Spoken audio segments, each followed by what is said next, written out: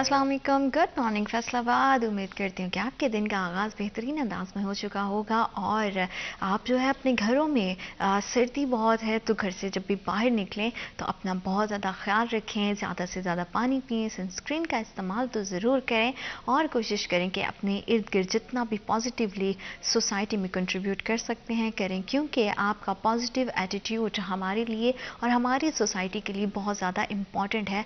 आजकल वैसे भी लोगों में बहुत ज़्यादा एंग्जाइटी और डिप्रेशन बढ़ता जा रहा है, तो कोशिश करें कि इस एंग्जाइटी को, डिप्रेशन को जो है वो दूर करने की कोशिश करें और गार्डनिंग इसका बहुत एक बेहतरीन हल है।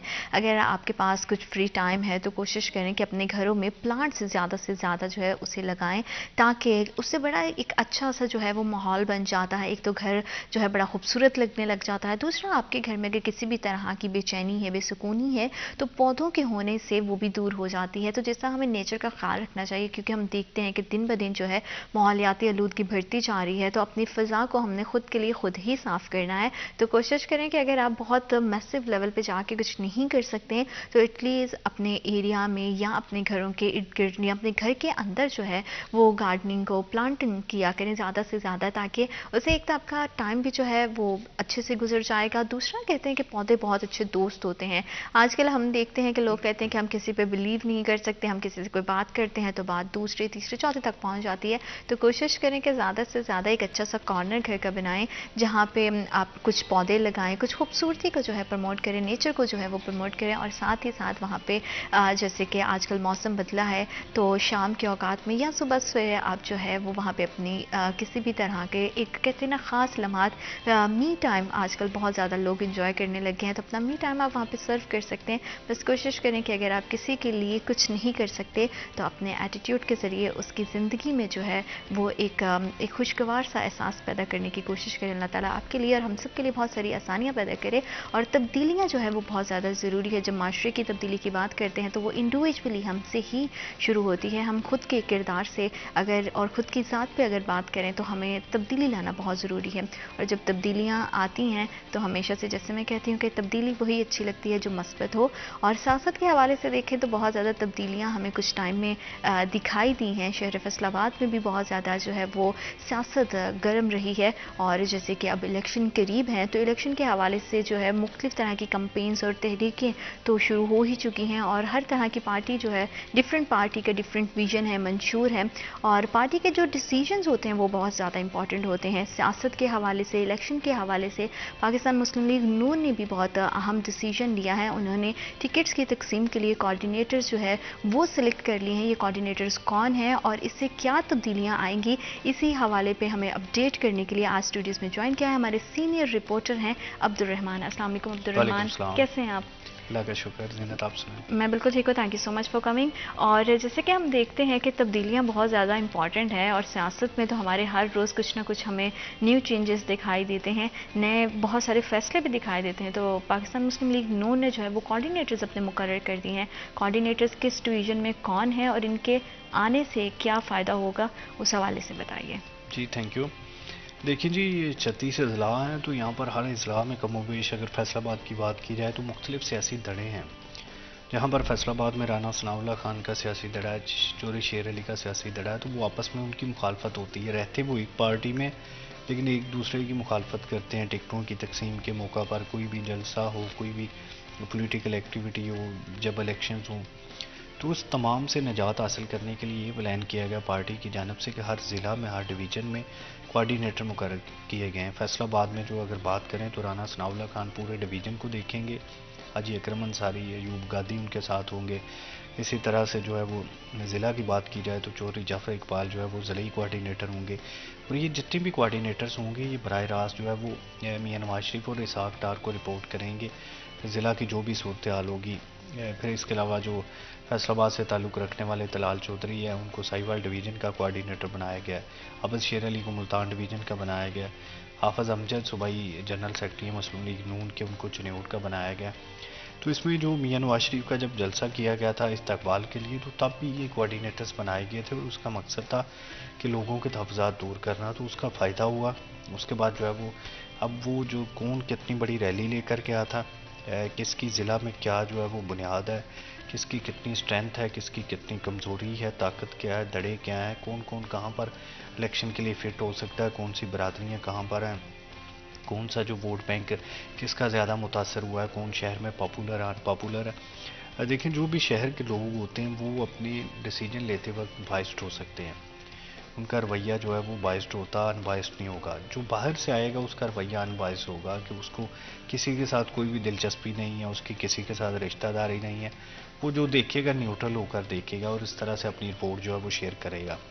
تو یہ بہتر پلان کیا گیا ہے، ایک طرح سے یہ علاقے کا سروے بھی ہو جائے گا، جیسے کہ فیصل آباد میں 21 صوبائی حلقے ہیں، 10 جو ہے وہ نیشنل قومی اسمبلی کے حلقے ہیں، تو اس میں کم و بیش جو ہے وہ ہر حلقے سے 10 لوگ امیدوار ہیں، تو اس میں سے ایک کو ٹکٹ ملے گا، باقیوں کو بٹھانا بھی ہے، باقیوں کو جو ہے وہ مجبور کرنا ہے کہ جس کو ٹکٹ دیا گیا اس کی جو ہے وہ کم از کم سپورٹ کریں، اگر سپورٹ نہیں کرتے تو مخالفت بھی نہ کریں، کیونکہ 2018 کے الیکشن میں یہی جو سپورٹ اور مخالفت کا معاملہ تھا کہ یہاں پر نون لیگ اپنی بیشتر سیٹیں ہار گئی تھی شہر میں، شہر تو پورا کا پورا تقریباً فارغ ہو گیا تھا، ضلع میں جو ہے وہ دیہی علاقوں میں کچھ سیٹیں باقی بچ گئی تھیں۔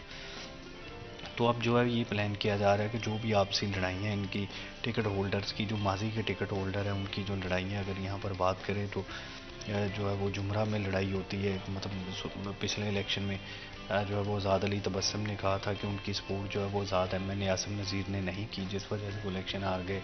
اسی طرح سے جو ہے وہ جڑا والا میں سامنے آیا، یا تاندلے والا میں یا سمندری میں جو ہے وہ شہباز بابر جو ایم این اے تھے، وہ اپنے پچھلے جو ٹکٹ ہولڈرز ہیں ان کو ساتھ لے کر چلنے کے لیے تیار نہیں ہے اور چاہتے ہیں کہ نئے لوگ سامنے آئیں، تو اس طرح سے یہ پھر میاں فاروق کے حلقے میں جو ہے وہ یہی مسئلہ بنا ہوا ہے کہ یہاں پر ان کے ساتھ بھی جو ٹکٹ ہولڈرز کا مسئلہ ہے تو وہ بھی شاید ٹکٹ چینج ہو جائے۔ پھر میاں عبد المنان کے حلقے میں مسئلہ بنا ہوا ہے، شیخ یوسف وہاں سے جو ہے وہ ایم این اے کے امیدوار ہیں اور اپنی جو بڑی بھرپور کمپین چلا رہے ہیں اور دعویٰ کر رہے ہیں کہ ٹکٹ ان کے پاس ہے، تو پھر اس طرح سے لوگوں کو ایڈجسٹ کرنا کہ ان کو اگر کسی ایک حلقے میں مسئلہ ہے دوسرے حلقے میں لانا، ووٹر سپورٹر ان کے مینیج کرنا، تو یہ ساری وہ رپورٹس ہوں گی جو شہر اپنے امیدواروں کے بارے میں کیا سوچ رہا ہے کہ یہاں پر جو ہے وہ ای کلاس امیدوار کون ہو سکتا ہے۔ یہاں پر اس حلقے میں جہاں پر ہمارا دفتر بھی ہے، احسان افضل جو ہے وہ رانا افضل مرحوم کے صاحبزادے ایم پی اے کے امیدوار ہیں، اسرار منی خان جو ہے وہ بھی ایم پی اے کے امیدوار ہیں، پچھلا الیکشن یہاں سے ہار گئے تھے۔ پھر اس کے علاوہ اعظم مجید گجر بھی ایم پی اے کے امیدوار ہیں، شراز کالو ہیں، کچھ 12-13 کے قریب جو امیدوار ہیں۔ تو یہ ہر حلقے کی کم و بیش یہی صورتحال ہے کہ 2, 4, 5, 10 امیدوار ہر حلقے میں موجود ہیں، کس کو کہاں پر اکاموڈیٹ کیا جائے گا، جو قداور شخصیات ہیں نون لیگ کی۔ پھر شفیق گجر اور شیخ حجاز کے حلقے کا بڑا مسئلہ بنا ہوا ہے یہاں پر کہ ان میں سے ایک نے الیکشن لڑنا ہے، میاں طاہر جمیل شہریار کے حلقے میں بھی مسئلہ ہے، دونوں امیدوار سامنے ہیں، تو ان تمام کو بٹھانا بھی ہوگا، دوسرے کی سپورٹ بھی کروائی جائے گی، وہاں پر جتنے ان کے دھڑے ہوتے ہیں، پھر اسی طرح سے جو سابق یو سی چیئرمین ہیں یا جو بلدیات میں اپنی مضبوط اسٹرینتھ رکھتے ہیں کسی نہ کسی حوالے سے، ان کا ووٹ بینک ہے، ان تمام کو ان کے ساتھ ملایا جائے گا۔ تو یہ ایک طرح سے سمجھ لیں کہ وہ بڑا اہم ٹاسک لے کر آ رہے ہیں، ان کی بڑی اہم جاب ہوگی کہ یہاں پر وہ تمام لوگوں سے ملیں گے، فردن فردن سبھی لوگوں سے، ٹکٹ ہولڈر سے، جن لوگوں نے ٹکٹ اپلائی کیا ان سے، جو M P MNAs ہے یا جو پارٹی ضلع کے عہدے داران ہیں، سٹی کے عہدے داران ہیں، ڈویژن کے عہدے داران ہیں، ان تمام سے اپنی میٹنگز کریں گے۔ پھر اس سب کی روشنی میں ایک رپورٹ کمپائل کر کے جو ہے وہ میاں نواز شریف اور اسحاق ڈار کو دونوں کو بھجوائیں گے، پھر وہ الگ سے میاں نواز شریف الگ سے بھی انٹرویوز کریں گے ان تمام کے۔ کرنٹ ویک میں پلان کیا جا رہا ہے کہ ہر ڈویژن سے جو ہے وہ عہدے داروں کو بلایا جائے، جو بھی ٹکٹ اپلائی کرتے ہیں ان تمام کا جو ہے وہ پہلے سے ڈیٹا ان کے پاس ہو تاکہ ٹکٹ تقسیم کرنے میں آزادی ہو، آسانی بھی ہو، اور پھر جو ہے وہ 8 فروری کے انتخابات کے لیے بھرپور تیاری کرنے کا موقع بھی مل جائے۔ تو یہ سارا پلان، اس کا مقصد یہ یہاں پر آسانی پیدا کرنے کے لیے کیا کیونکہ گیا۔ عبد الرحمن ہم نے دیکھا ہے کہ بہت سارے لوگ، نئے لوگ جو سیاست میں تو پرانے ہیں، وہ بھی پاکستان مسلم لیگ نون کا حصہ بنے، تو جب ٹکٹ کی تقسیم ہوگی تو اس ٹائم پہ کیا کوئی کانفلکٹ پیدا ہو سکتا ہے، یا پھر یہ پیورٹائز کیا جائے گا کہ جو پہلے سے پارٹی میں لوگ موجود ہیں ان کو پہلے کنسیڈر کیا جائے گا اور بعد میں آنے والوں کو جن کی اب شمولیت ہوئی ہے ان کو اس حساب سے جو ہے وہ پارٹی میں جو ہے وہ رینک کیا جائے گا؟ دیکھیں جی، 2-3 چیزیں ہوتی ہیں اس میں سے، ایک چیز تو یہ ہے کہ یہاں پر جو پارٹی کے لوگ پرانے چل رہے ہیں، جو جیت رہے ہیں، ان کو کنٹینیو رکھا جائے گا، ان کو تبدیل نہیں کیا جائے گا، یہ تو طے شدہ فارمولہ بالکل۔ ہوتا ہے۔ پھر اسی کے ساتھ دوسرا فارمولہ یہ ہوتا ہے کہ یہاں پر جو لوگ پارٹی کے عہدے داران ہیں یا جو وفادار ہیں وہ ساتھ رہیں گے. پھر دیکھا جاتا ہے کہ کون لوگ ہیں، کتنے الیکشن ہار چکے ہیں، کتنے جیت چکے ہیں، اور جو لاسٹ الیکشن ہے وہ کیسا رہا ان کا، اور ابھی ان کی ایج کیا ہے اور ان کی پرفارمنس کیا ہے. پھر اس کے اکارڈنگ فیصلہ کیا جائے گا. تو محض وفاداروں کو بھی نہیں لیا جائے گا، کیونکہ وفادار تو سارے ہی رہے ہیں، لیکن جو الیکشن ہار گئے ہیں تو وہ بھی وفادار، لیکن وہ الیکشن آگے بھی جیتنا اس کا مشکل ہے. پھر وہ پارٹی جو ہے وہ سیٹ لوز کر جائے گی. پھر سرمایہ داروں کو بھی موقع دیے جاتے ہیں یہاں پر، جو پراپرٹی کے لوگ ہیں، جو انویسٹرز ہیں، کیونکہ وہ اچھا پیسہ خرچ کر کے الیکشن اپنا بنا بھی سکتے ہیں، جیت بھی سکتے ہیں. پھر وہاں پر جہاں پر کنفلکٹ زیادہ ہے وہاں سے بھی پھر دیکھا جاتا ہے کہ جو امیدوار آپس میں لڑائی لڑ رہے ہیں، تو یہ تو ہر حلقہ وائز دیکھیں جو ہے وہ ویری کرے گا کہ جو ہر حلقے کی الگ سے صورتحال ہوگی. پھر یہ بھی دیکھا جائے گا کہ کون رانا ثناء اللہ خان گروپ سے تعلق رکھتا ہے، کون شیر علی گروپ سے تعلق رکھتا ہے، اور کچھ ایسے لوگ ہیں جن کی دونوں گروپس کے ساتھ ہمدردی ہیں، یا دونوں گروپ چاہتے ہیں کہ یہ بن جائے تو ہمیں کوئی اعتراض نہیں ہے. مطلب یہ ساری چیزیں ہوں گی اور اس کی روشنی میں فیصلے کیے جائیں گے. پھر یہاں پر فیصل آباد میں رانا ثناء اللہ خان، چودھری شیر علی یا فاروق خان، اس طرح سے جو بھی لوگ اثر و رسوخ رکھتے ہیں، طلال چودھری، ان کی جو سجیشنز ہیں وہ الگ سے ہوں گی. اور پورا جو بورڈ ہے اس موقع پر جو ہے وہ انٹرویو جب ہوں گے، ان کی مخالفت، ان کی حمایت، یہ سارا کچھ اس میں جو ہے وہ چلے گا. پھر جا کر یہ فیصلہ ہوگا. تو دیکھیں لڑائی تو ہوگی لازمی، کیونکہ جو لوگ ایم پی بننا چاہتے ہیں، ایم این اے بننا چاہتے ہیں، اور جنہوں نے پچھلے 5 سال سے تیاریاں کی ہیں، اپنا لاکھوں کروڑوں روپیہ لگایا، اپنے وسائل لگائے، اپنی محنت لگائی، کوئی بھی کام نہیں کیا، تو وہ تو کبھی بھی نہیں چاہیں گے کوئی اور آ کے جو ہے وہ ان کی سیٹ پہ قبضہ کر لے. کیونکہ آخر جو ہے وہ اسمبلی ممبرشپ جب ملتی ہے تو پھر کئی طرح کے پرویلیجز ملتے ہیں، منسٹری بھی مل جاتی ہے، کوآرڈینیٹر بندہ بن جاتا ہے یا ایڈوائزر بن جاتا ہے. تو کئی طرح کے جو فائدے ہوتے ہیں، حلقے کی ایک طرح سے جو ہے وہ ان کی بادشاہت ہوتی ہے. تو وہ کوئی بھی نہیں چاہے گا کہ وہ لوز کرے. تو اس طرح سے یہ لڑائی تو لازمی ہوگی، ہر الیکشنز میں ہوتی ہیں اس طرح کی، ایک دوسرے کی لیگ پولنگ کرنا، ایک دوسرے کے خلاف جو ہے وہ کمپین چلانا. پہلے زبانی چلائی جاتی تھی، اب سوشل میڈیا آ گیا، تو سوشل میڈیا کے ذریعے چلائی جاتی ہے کہ فلاں بہت کمزور ہے، یا جو اس کی کمزور جو کڑیاں ہیں ان کو اچھالا جاتا ہے سوشل میڈیا پہ، ان کو جو ہے وہ زیادہ سے زیادہ پھیلایا جاتا ہے، پراپوگنڈا کیا جاتا ہے ایک دوسرے کے خلاف کہ وہ بڑا کمزور ہے، ہم مضبوط ہیں. تو یہ ساری چیزیں جو ہے وہ الیکشن کا حسن بھی ہیں. تو یہی چیزیں جو ہے وہ اب سامنے آنا شروع بھی ہو گئی ہیں کئی حلقوں میں. جس طرح سے بڑی بڑی کمپینز میں نے کہا کہ یہاں پر کر رہے ہیں، تو جو ان کے مخالف ہے وہ ان کی لیگ پولنگ کرنے کے لیے یا ان کی جگہ جو ہے وہ خود آنے کے لیے وہ بھی ہر طرح کی کوشش کر رہے ہیں. کیونکہ اب ہم دیکھتے ہیں کہ عبد الرحمن دور بڑا ڈیجیٹلائز ہو گیا ہے، جیسے کہ ابھی آپ نے بھی سوشل میڈیا کے تھرو کہا ہے کہ لوگ بات تو کرتے ہیں لیکن اب تھوڑا سوشل میڈیا پلیٹ فارمز کو یوز کرتے ہیں. اور سیاست کے لیے ہم دیکھتے ہیں کہ سب سے مؤثر جو پلیٹ فارم ہے وہ ٹویٹر سمجھا جاتا ہے. دھڑا دھڑ جو ہے وہ ٹویٹس بھی آتی ہیں، ڈفرینٹ پلیٹ فارمز کے تھرو بھی آتی ہیں. تو کیا سوشل میڈیا پہ ہونے والی جو کمپینز ہیں وہ کہیں نہ کہیں کچھ میجر کردار ادا کر سکتی ہیں جب نیکسٹ پارٹی پہ ایک پریشر کیونکہ بلڈ اپ ہو جاتا ہے اور ساری چیزیں ہیں جیسے آپ نے کہا ہے کہ کوئی ظاہری بات ہے جنہوں نے اپنا پیسہ سرو کیا ہے، اپنا وقت سرو کیا ہے، وہ چاہے گا کہ وہی بندہ آگے آئے. تو کہیں نہ کہیں آپ ڈائریکٹلی بات نہیں کر رہے ہوتے لیکن آپ کے تھرو ایک سوشل میڈیا واریئرز ہوتے ہیں جو آپ کے لیے ایک کمپین پراپر چلا دیتے ہیں، اور کہیں نہ کہیں آپ کو اس کا فائدہ بھی ہوتا ہے اور نقصان بھی ہوتا ہے. بالکل یہ بات آپ کی درست ہے. دیکھیں اس میں جب پہلے ہوتا تھا کہ کوئی کسی کے خلاف گالیاں بھی دے آئے، جلسے میں کوئی بات کر لی تو وہ اس تک پہنچتی نہیں تھی یا اس طرح سے نہیں پہنچتی تھی. اب وہ ویڈیو بنا رہا ہوتا ہے، ساتھ میں 1 سیکنڈ میں واٹس ایپ پہ جو ہے وہ شائع ہو جاتی ہے، اس کے پاس پہنچ جاتی ہے. پھر وہی ریکارڈ اٹھا کے وہ جو ہے وہ قیادت تک پہنچا دیتا ہے، دیکھیں جی یہ کیا زبان استعمال ہو رہی.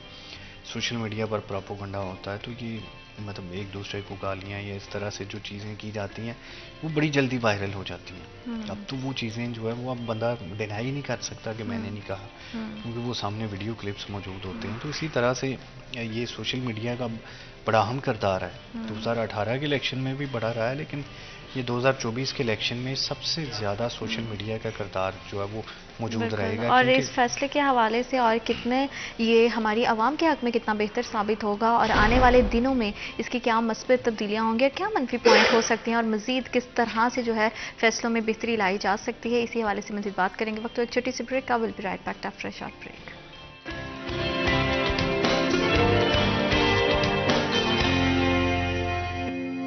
Welcome back after short break. आप देख रहे हैं सिटी एट 10 और पाकिस्तान मुस्लिम लीग नून ने जो है वो डिफरेंट डिवीजन्स में अपने कोऑर्डिनेटर्स मुकर्रर कर दिए हैं। देखना अब ये बाकी है कि आने वाले टाइम में जब टिकट्स की तकसीम का अमल शुरू होगा तो ऊँट किस करवट बैठेगा और कितना दिलचस्प रहेगा ये पूरा मामला, और किस तरह से हम देखेंगे कि फ़ाइनल टिकट्स और फाइनल जो राउंड है वो कौन जीतता है। क्योंकि सारी बात है, सबकी मेहनत है, सबका जो है वो टाइम लगा हुआ है, सबने आवाम की उम्मीदों पर पूरा उतरने के लिए बहुत सारी चीज़ें भी, बहुत सारे काम भी किए हैं। तो अब बहुत ये एक दिलचस्प मरहला जो है वो स्टार्ट होने जा रहा है और इन करीब इंशाल्लाह उम्मीद करते हैं कि इसके बड़े ही पॉजिटिव इम्पैक्ट्स आएंगे। सियासत के हवाले से मज़ीद किस तरह की पार्टीज़ में जो है वो एक्टिविटीज़ चल रही हैं उस हवाले से हमें अपडेट करेंगे अब्दुल रहमान। हम देख रहे हैं अब जारी बात है कोऑर्डिनेटर्स ने अपनी अपनी रिस्पॉन्सिबिलिटी तो संभाल ली है, कमर कस तो ली है, तो अब ये आगे हम देखें कि साइड बाय साइड जो कंपेन्स हैं वो कितनी मुतहरक हैं।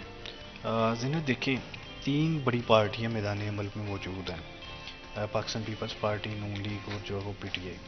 जमात इस्लामी भी अपनी कंपेन कर रही है और वो चाहते हैं कि यहाँ पर इस बार जो है वो सोलो फ्लाइट करें, किसी के साथ इत्तेहाद नहीं करेंगे। टीएलपी का किरदार भी मौजूद होगा। तो लेकिन जो बड़ी पार्टियों की बात करें तो इसमें जो नून लीग है वो अपनी समझ रही है कि उन्होंने जो 13 से 18 के दरमियान डेवलपमेंट की है, काम किया है, जैसे मियां नवाज शरीफ ने तकरीर में भी कहा कि वो उसके बल पर जो है वो इलेक्शन लड़ना चाहते हैं और वही कुछ दोबारा करने का इरादा रखते हैं फैसलाबाद समेत मुल्क भर में जो डेवलपमेंट की जाती है। लेकिन साथ में जो ये अभी 2022 से 23 के दरमियान जो उन्होंने 16-18 माह निकाले हैं, इसके बारे में मामला गोल कर जाते हैं कि इसके बारे में वो कहते हैं कि हमने मुल्क को डिफ़ॉल्ट होने से बचाया, जबकि यहाँ पर महंगाई जो है वो दूसरी बदअमनी या सारी सूरत वो लोगों के सामने है। यानी कि ये दो उनके नैरेटिव हैं कि एक तो ये है कि हमने 13 से 18 के दरमियान रुपया मजबूत रखा, लोगों को महंगाई से बचाया, डेवलपमेंट बड़ी करवाई, दूसरी जानब मुल्क को जो है वो डिफ़ॉल्ट से बचाने का इंडिया देते हैं। पीपल्स पार्टी कहती है कि जो है वो उन्होंने जब 8 से 13 में हुकूमत की या जो सिंध में उनकी हुकूमत चल रही है उसके अकॉर्डिंग वो मुल्क में जो है वो वोट मांगने निकले हैं और साथ में वो लेवल प्लेइंग फील्ड का भी ताना दे रहे हैं कि उनको नहीं मिल रही, नून लीग को मिल रही है, उनको उम्मीदवार नहीं मिल रहे, जबकि उनके मुखालिफ पार्टियों को उम्मीदवार दिए जा रहे हैं, फिर 18 अमेंडमेंट्स या उनके जो भी कारनामे हैं। पीटीआई काफ़ी मुश्किल सूरत हाल का सामना कर रही है कि यहाँ पर उनके लिए एक तरह से इलेक्शन के दरवाजे बंद किए गए हैं। उनके जो पार्टी कायद है, चेयरमैन है, साबिक वज़ीर आज़म, वो जेल में बैठे हुए हैं, उनको इलेक्शन लड़ने की शायद इजाज़त ना मिले और वो इलेक्शन से पहले पहले नाअहल हो जाए, ये दिखाई दे रहा है। उनके खिलाफ जिस तरह से इंटरव्यूज़ करवाए जा रहे हैं या उनके जो नुमाइंदे जो सफ़े अव्वल की जो क़यादत है वो सारी की सारी पार्टी छोड़ चुकी है या फ़रार है या जेलों में है। इसी तरह से सफ़ेद दोम की क़यादत भी फ़रार है या जेलों में या पार्टी छोड़ चुकी है। तो अब जो कारकुन टाइप होंगे जिनको टिकट्स दिए जाएंगे, बहुत कम हलकों में जो उनके मजबूत उम्मीदवार मैदान में होंगे। तो ये जो हमारे पाकिस्तान में कल्चर है कि यहाँ पर जो इलेक्शन डे मैनेज होता है तो उसमें बसेस देनी पड़ती हैं, रिक्शे, कारें देनी पड़ती हैं वोटर्स को अपने दूर दराज से लाने के लिए या उनको पोलिंग स्टेशन में ले जाने के लिए, खाना खिलाना पड़ता है, फिर अपने पोलिंग एजेंट्स मुकर्रर करने पड़ते हैं। जितने पोलिंग स्टेशन हो, फर्ज करें 400 है एमएनए के हल्के में, तो 400 बंदा आपको उधर चाहिए, औरतें चाहिए, औरतों वाले जो पोलिंग स्टेशन में, पोलिंग बूथ में चाहिए लोग। तो ये एक तरह से आपको 1000-2000 बंदे की टीम, औरतों की टीम चाहिए होती है इलेक्शन लड़ने के लिए, ताकि वहाँ पर जो आपके साथ कोई ज़्यादती ना हो जाए। तो ये बड़ा मुश्किल होगा उनके लिए मैनेज करना, क्योंकि जिस तरह से रियासत या जिस तरह से जो है वो उनके खिलाफ कार्रवाइयाँ पुलिस की जानब से की जा रही हैं, अदारों की जानब से की जा रही हैं 9 मई के बाद से, तो वो बड़ी मुश्किल में होंगे। तो रह गई नून लीग और पीपल्स पार्टी को पंजाब में उम्मीदवार नहीं मिल रहे। सारे उम्मीदवार जो भी पीटीआई छोड़ रहे हैं वो आईपीपी में शामिल हो रहे हैं। तो आईपीपी के बारे में कहा जाता है कि वो नवाज शरीफ के इमाम पर बनाई गई है ताकि पीपल्स पार्टी को उम्मीदवार ना बने। तो जब इलेक्शन करीब होगा तो शायद ये किसी न किसी तरह से इत्तेहाद में, लहाक में चले जाएं और सीट एडजस्टमेंट हो जाए, जहाँ जिसका उम्मीदवार मजबूत होगा उसको इलेक्शन की करनी है। उनके कई मुतालबात होते हैं कि वहाँ पे बोझ नहीं डालना, उसकी आड़ में अपनी वो कई चीज़ें मनवा रहे होते हैं। बार बार जो है वो इंतखाबी जो है वो उनकी कोलिशन छोड़ने की धमकी दी जाती है, क्योंकि उन्हीं सीटों पर तो हुकूमत कायम होती है। तो फिर ये जो कोलिशन वाली गवर्नमेंट है, एक तरह से वज़ीर आज़म के लिए बड़ा इम्तिहान होता है, क्योंकि हर टाइम उसको दचका लगा रहता है कि इनको इकट्ठे रखना, जिसके बारे में ये भी कहा जाता है कि ऐसे ही है जैसे मेंढकों को तोड़ना ना, کہ وہ ترازو میں رکھنا، وہ دوسرا اتر جاتا ہے پھر وہ ڈالنا. تو اس طرح کی وہ صورتحال ہوتی ہے. جیسے یہ 16-18 ماہ کی حکومت نے برداشت کیا ہے شہباز شریف نے، یا اس سے پہلے جو ہے وہ پچھلی حکومت پی ٹی آئی کی تھی، ان کے ساتھ بھی جو جماعتیں شامل تھی تو اس کی وجہ سے وہ بار بار بلیک میل بھی ہوتے رہے، اور پھر وہی جماعتیں جب ساتھ چھوڑ گئیں تو ان کی حکومت بھی ختم ہو گئی، عدم اعتماد آ گئے. تو یہ سارا سلسلہ جو ہے وہ دیکھنا پڑتا ہے. تو اس میں اگر نون لیگ کے لیے کوئی سرپرائز ہوتا ہے تو یہ ان کے لیے جو ہے وہ حکومت بنانا بڑا مسئلہ ہوگا، اگلے 4-5 سال چلانا بڑا مشکل ہوگا. پاکستان میں ویسے بھی پی ایم جو ہے وہ 5 سال تو چلتا نہیں ہے. ہاں، 3-3.5 سال کے بعد جو ہے وہ ایگزیکٹلی. بالکل کوئی نہ کوئی اس طرح کی سچویشن ہو جاتی ہے کہ دوبارہ سے ایک جو ہے نا وہ نئے سرے سے ایک بھاگ دوڑ سٹارٹ ہو جاتی ہے. اسپیشلی اگر فیصل آباد کی بات کی جائے تو فیصل آباد ڈویژن سے جتنے بھی کینڈیڈیٹس ہیں، جتنے بھی امیدوار ہیں، آپ کو کیا لگتا ہے کہ کس کے چانسز زیادہ ہیں ٹکٹس ملنے کے؟ دیکھیے یہاں پر دو باتیں کی جا رہی ہیں. اگر جمرہ سے سٹارٹ کریں تو جمرہ میں جو ہے وہ سائی فیملی کے بارے میں کہا جا رہا ہے کہ وہ نون لیگ میں آ سکتی ہے. حالانکہ ان کے حوالے سے ابھی تک جو ہے انہوں نے وہ تردید ہی کی ہے، لیکن اگر وہ نہیں آتے تو پھر وہاں سے عاصم نذیر ہے، پھر وہاں سے جو ہے وہ رانا شعیب ادریس ان کے نیچے ایم پی ہوں گے. پھر اسی طرح سے آزاد علی تبسم ہے. اگر آئی پی پی کا کوٹا نہیں آتا اور اجمل چیمہ نہیں آتے تو آزاد علی تبسم تو ادھر کنفرم ہوں گے. جڑھانوالہ کی بات کریں تو وہاں سے جو ہے وہ طلال چودھری پچھلے الیکشن میں الیکشن ہار گئے تھے، نواب شیر وزیر پی ٹی اے کے ٹکٹ پر جیتے تھے، لیکن بعد ازاں جب وہ انہوں نے پارٹی چھوڑی، پی ٹی اے میں رہتے ہوئے ایک جو ہے وہ اپنا پارلیمنٹ میں گروپ بنایا جس کو راجہ ریاض کو اپوزیشن لیڈر بنوایا، تو پی ٹی اے نے تو انہیں پارٹی سے نکال دیا تھا، تاہم ایم این اے شپ ان کے برقرار رہی. تو اب نون لیگ کی ان کے ساتھ کمٹمنٹ ہے کہ جڑھانوالہ میں ان کو ٹکٹ دیا جائے گا. اسی طرح سے تاندلے والے کی عبدالرحمن، میں آپ کی بات کو یہیں سے کنٹینیو کروں گی اور جانیں گے کہ فیصل آباد کے کس ایریے سے کس کی جو ہے وہ زیادہ چانسز ہیں کہ اس کو ٹکٹس مل سکے اور کون سا امیدوار جو ہے وہ بازی مار جاتا ہے. اس حوالے سے مزید بات کریں گے. وقت ایک چھوٹی سی بریک کا. Will be right back after a short break.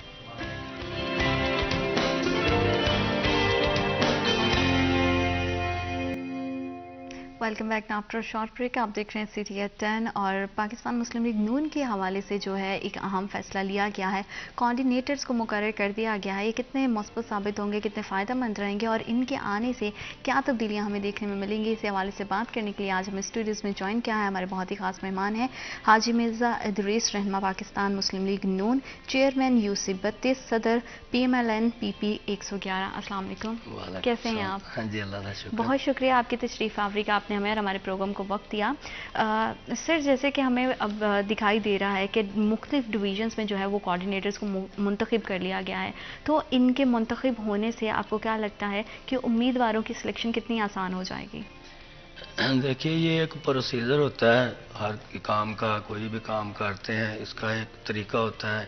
اسی طریقے کے تحت یہ جو کوآرڈینیٹر تعینات کیے جاتے ہیں، ان کا مقصد یہ ہوتا ہے کہ اہم امیدواروں سے انٹرویو لیے جائیں اور جو اہل امیدوار ہے، جو پارٹی کے ساتھ مخلص ہے، ان کو نامزد کیا جائے اور پارٹی کو اس کی رپورٹ پیش کی جائے. یہ کوآرڈینیٹر کا یہ مقصد پیدا ہوتا ہے. ٹھیک ہے، تو مطلب اس میں کافی زیادہ ہمیں آسانی دیکھنے میں ملے گی کہ کوآرڈینیٹرز کے بعد جو ہے وہ الیکشن میں بڑی آسانی ہوگی. الیکشن کی تیاریوں کے حوالے سے آپ اگر بتائیں کہ کس طرح کی الیکشن کی تیاریاں چل رہی ہیں پارٹی کے اندر؟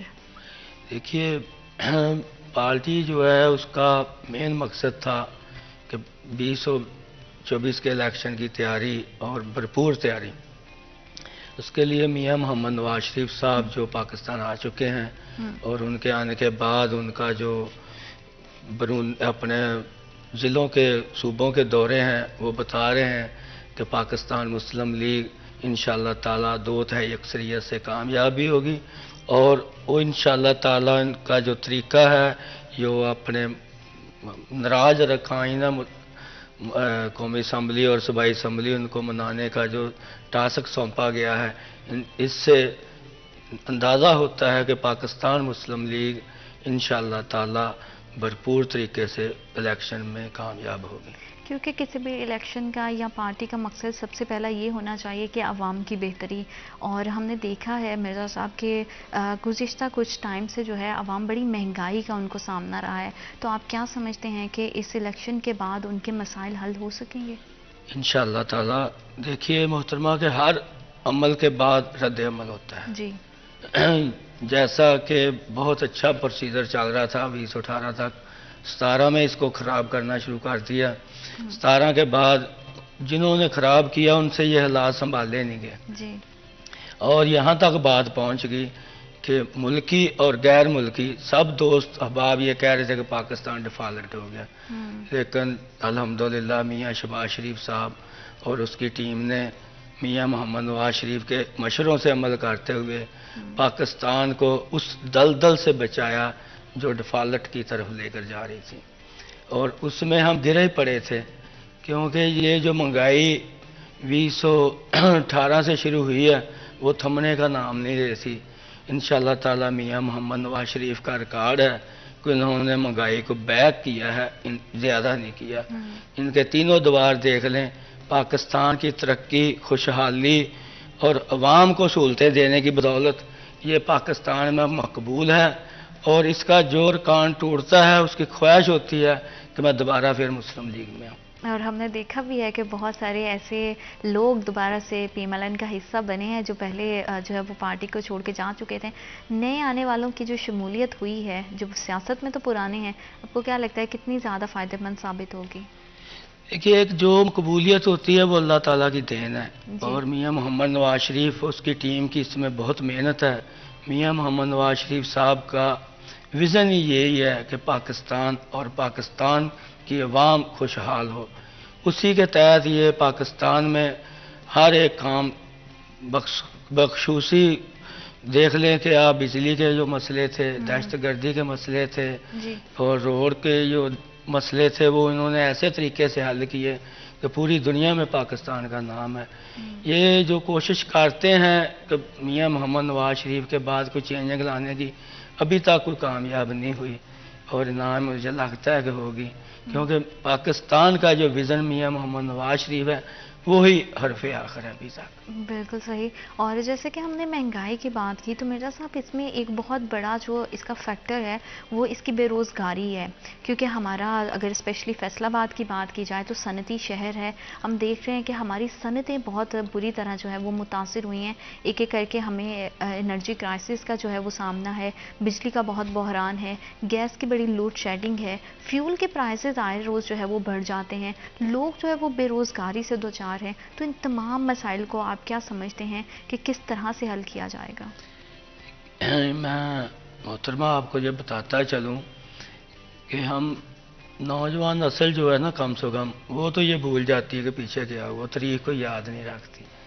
آپ تاریخ اٹھا کر دیکھ لیں کہ جب 2013 میں میاں محمد نواز شریف کو وزارت عظمیٰ ملی تھی، وہ حالات اس سے بہت ابتر تھے۔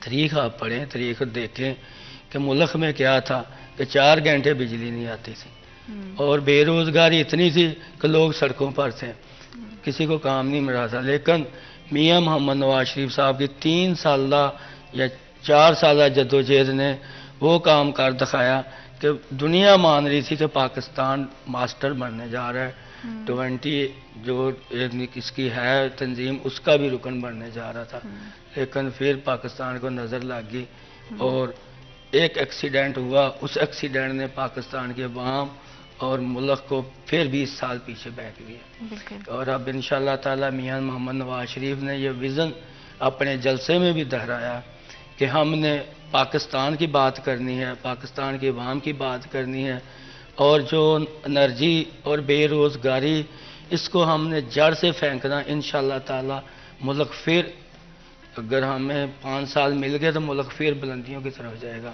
اور عوام کو خوشحالی ملے گی انشاءاللہ تعالی۔ انشاءاللہ، کیونکہ ہم سب کی بحیثیت شہری بھی اور پاکستان کا رکن ہونے کی حیثیت سے بھی ہم سب کی ذمہ داری اور اولین جو ترجیح ہے وہ یہی ہے کہ پاکستان کی فلاح و بہبود ہونی چاہیے، ہماری معیشت جو ہے وہ اچھے طریقے سے چلنی چاہیے، کیونکہ ہم دیکھتے ہیں کہ اس سے کاروباری زندگی بہت زیادہ متاثر ہوئی ہے۔ کاروبار جب اچھے سے نہیں چلتے ہیں تو ظاہری بات ہے اس کا امپیکٹ جو ہے وہ گھروں پہ بھی آتا ہے۔ تو ہمارا ووٹرز کی اگر بات کریں تو آپ کیا سمجھتے ہیں کہ ووٹرز کی کتنی تعداد رہے گی اور پی ایم ایل این کا ووٹ کتنا ہیوی رہے گا؟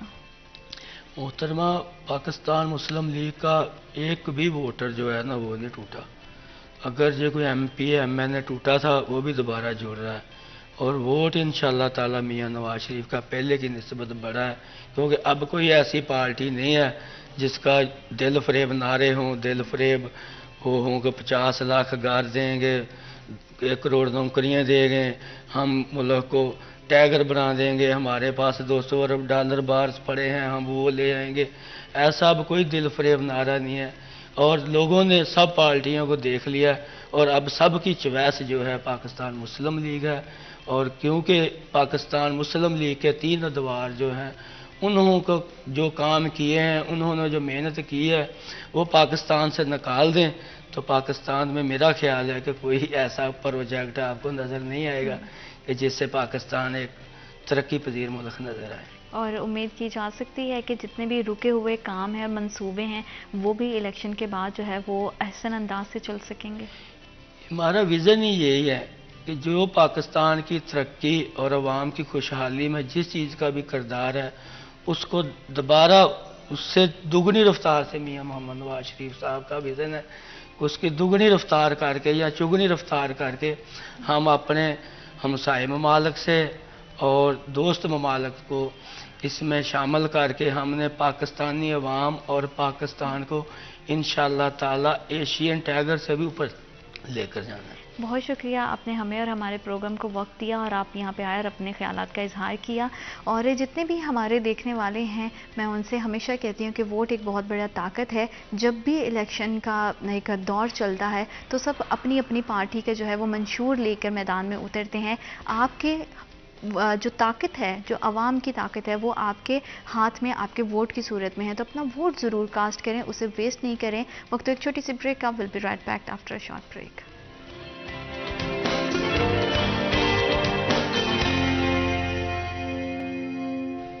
Welcome back after short break. آپ دیکھ رہے ہیں سٹی ایٹ 10۔ اور جب ہم بات کرتے ہیں شہر کے انتظام کی اور پورے سسٹم کی، تو وہاں پہ بہت اہم کردار ہوتا ہے ہمارے قانون ساز اداروں کا۔ قانون ساز اداروں کی بات کرتے ہیں تو ہمارے کورٹس جو ہے وہ بہت اہم کردار ادا کرتے ہیں ہمارے شہریوں کو انصاف دلانے میں، ہمارے شہریوں کا حق دلانے میں۔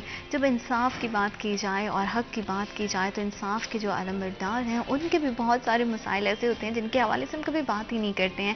ہمیں پتہ ہی نہیں ہوتا ہے کہ ہمیں انصاف دلانے والے خود کس طرح کے مسائل سے جونج رہے ہیں، اور ان مسائل کا حل بہت زیادہ امپورٹنٹ ہو جاتا ہے۔ کیونکہ دیکھیں کوئی بھی ہمارا ادارہ ہے جب وہ آسان انداز سے چلانا ان کو بہت زیادہ ضروری ہے، کیونکہ وہاں کی جتنی ذمہ داریاں ہیں، جتنے مسائل ہیں، اگر ان کو بہت اچھے سے حل کیا جائے گا تبھی وہاں پہ کام کرنے والے جو ہیں وہ ہمارے شہریوں کے لیے اچھے انداز سے سرو کر سکیں گے۔ کیونکہ باہر الیکشنز کی اگر بات کریں تو وہ بھی سر پہ ہیں۔ 13 جنوری جو ہے اس کی ڈیٹ اناؤنس کر دی گئی ہے۔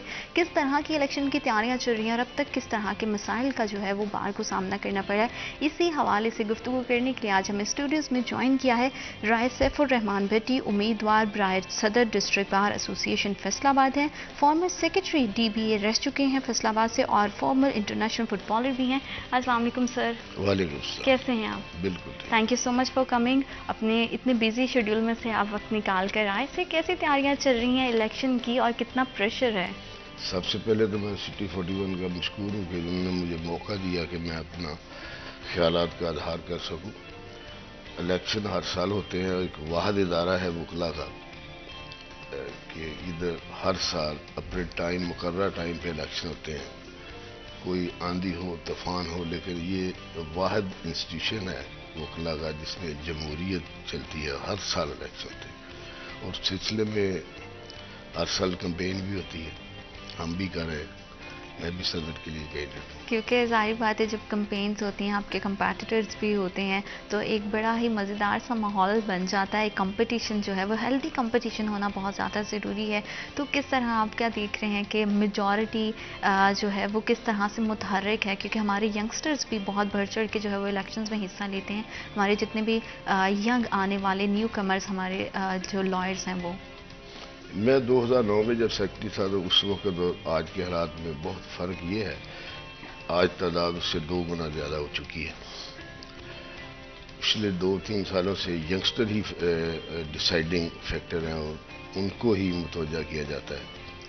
ہمارے بڑا ہی ہیلدی کمپین چلتی ہے، چونکہ جو فاضل ہمارے کینڈیڈیٹ ہیں میرے مد مقابل، وہ ہم میں سے ہی ہیں۔ ہماری ایک جماعت ہے وکلا کی، اس میں سے ہی ہیں، بھائی ہیں ہماری کوئی ذاتی دشمنی نہیں ہوتی۔ جی، ہم اپنی بات کرتے ہیں، وہ اپنی بات کرتے ہیں۔ جو زیادہ اٹریکٹ کرتا ہے لوگوں کو، ینگسٹرز کو، خاص طور پہ سینئرز کو، تو اس کو کامیابی ملتی ہے. اور میری تو ایمان ہے کہ جو زیادہ محنت کرے گا انشاءاللہ تعالی وہی جیتے. انشاءاللہ، اور جو بہترین ہے اور جس کے ذریعے سے مسائل کا حل ہو، ظاہر بات ہے اسے الیکٹ ہو کے آنا چاہیے. اور ووٹ جو ہے وہ لوگوں کو مطلب ایک بڑی طاقت ہمیشہ سے سمجھا جاتا ہے، چاہے وہ سیاست کے حوالے سے بھی الیکشنز ہوں یا باہر کے الیکشنز بھی ہوں. تو ظاہر بات ہے جس کا جہاں پہ انٹرسٹ ہے وہ وہاں پہ ووٹ کاسٹ کرے. ووٹ کاسٹ کرنا بہت زیادہ امپورٹنٹ ہے. سر، اگر موجودہ حالات میں وکلا کے مسائل پہ بات کریں تو آپ کیا سمجھتے ہیں کہ کون سے ایسے مسائل ہیں جن پہ کام کرنا بہت زیادہ ضروری ہے؟ سب سے پہلے تو نوجوان وکلا جو ہے ان کے لیے بہت ضروری ہے کہ ان کی روزگار کا سلسلہ جو ہے وہ آتے 2-3 سال نہیں ہوتا. جی. اس کے لیے انتظامیہ کو، الیکٹڈ باڈی کو، میں بھی انشاءاللہ کوشش کروں گا. میرے مائنڈ میں ہے کہ جو نوجوان وکلا جب فرسٹلی بار میں انٹر ہوتے ہیں وہ 2-3 سال ان کے پاس کیسز کی کمی ہوتی ہے. تو اس دوران میں ان کو انشاءاللہ تعالی کوشش کریں گے اکاموڈیشن کرنے کی. اور پہلے باتیں ہوتی رہی ہیں لیکن انشاءاللہ کوشش کریں گے عملی طور پر ان کو روزگار کا سلسلہ فوری مہیا کیا جا سکے. کیونکہ سر ظاہر بات ہے جو بھی فیلڈ میں آتا ہے اس کے بہت زیادہ کنسرنس بھی ہوتے ہیں. کہ فیمیل وکلا کے حوالے سے بھی بات کی جائے تو ان کے حوالے سے مجھے لگتا ہے بہت زیادہ کام کرنے کی ضرورت ہے، کیونکہ ہم دیکھتے ہیں کہ جو ہے وہ چیمبرز کی بھی بہت زیادہ کمی ہے. اس میں چیمبر بھی ماشاءاللہ کافی ہے، لیکن نوجوان وکلا کے لیے 2-3 چیزیں اور بھی بہت کرنی ضروری یہ ہے.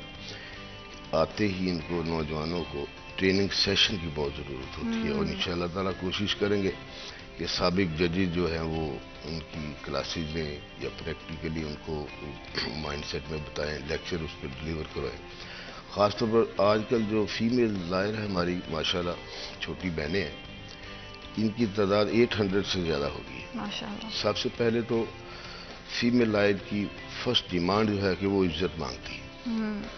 جس طرح ہم گھر میں اپنی بیٹی کی، بہن کی عزت کرتے ہیں تو ہمارا حق بنتا ہے کہ ہم اس کو اسی طرح ٹریٹ کریں ان کو. بالکل. اور ان کے لیے سلسلہ روزگار بھی کافی ڈیفیکلٹ ہوتا ہے لیکن ان کے لیے بھی آسانی پیدا کریں. میرے مائنڈ میں ہے کہ انشاءاللہ جتنی تعداد فیمیل لائر کی ہوگی ہے ان کے لیے ایک اسپیشل علیحدہ لائبریری اور علیحدہ بار انشاءاللہ تعالی قائم کریں گے اور کوشش کریں گے کہ ان کو میل لائر کے برابر اکاموڈیٹ کیا جا سکے. بالکل. اور ان کے حوالے سے ڈی کیئر سینٹر کی بھی ہم بڑا دیکھتے ہیں تاکہ وہ اپنے جو ہے اگر کوئی مدرز ہیں تو وہ اپنے بچوں کو لا کے ان کے بچے بھی جو ہے وہ نگلیکٹ نہیں ہو اور وہ اپنی پریکٹس بھی جو ہے وہ اچھے سے کر سکیں. تو اس حوالے سے کیا کوئی پلان ہے یا اسے جو ہے وہ فردر مزید فیوچر میں ہم دیکھیں گے کہ کیا آج سے 4-5 سال پہلے مدر کیئر سینٹر بار میں موجود ہے لیکن وہ بڑا چھوٹے پیمانے پہ. میرے 2-3 مائنڈ میں ہے کہ ایک تو وکلا کے لیے جو لائبریری ہے اس کو انٹرنیشنل لیول پہ آن لائن کیا جائے اور اس کو 3 منزلہ کر دیا جائے، ایک فیمیل کے لیے اور دوسری آن لائن کے لیے، ایک مینول کے لیے. اور کوشش کریں گے کہ انشاءاللہ مدر کیئر سینٹر جو ہے اس کو بڑھا کے جو حجم کے برابر ہے، چونکہ یہ 4-5 سال پہلے بنا تھا وہ 100-150 فیمیل تھی. آج الحمدللہ ہماری چھوٹی بہنیں ہیں، بیٹیاں ہیں، یہ 800 سے زیادہ ہو گئی ہیں. تو ان کی تعداد کے لحاظ سے انشاءاللہ تعالی اس کو زیادہ اہم کریں گے.